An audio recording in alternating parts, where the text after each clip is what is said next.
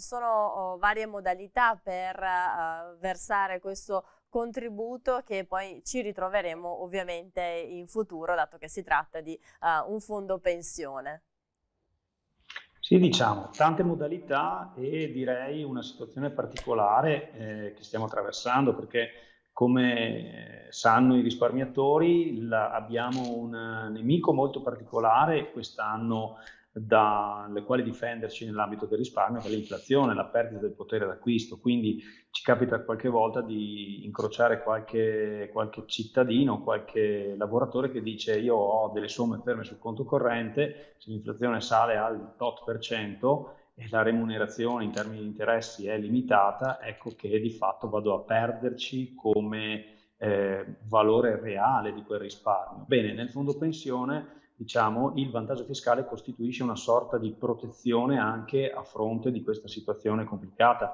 Quindi in un periodo nel quale i rendimenti potrebbero essere non in linea con le aspettative degli iscritti, abbiamo però per fortuna nell'ambito della previdenza complementare questa sorta di rendimento aggiuntivo che viene dalla fiscalità e che è garantito dallo Stato. Un rendimento molto prezioso proprio perché c'è in questa fase una difficoltà complessiva.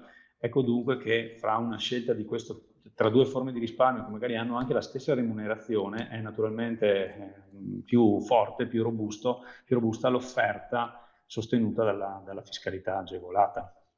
Diciamo che questo sconto fiscale può rappresentare una sorta di protezione in questo momento storico molto complesso.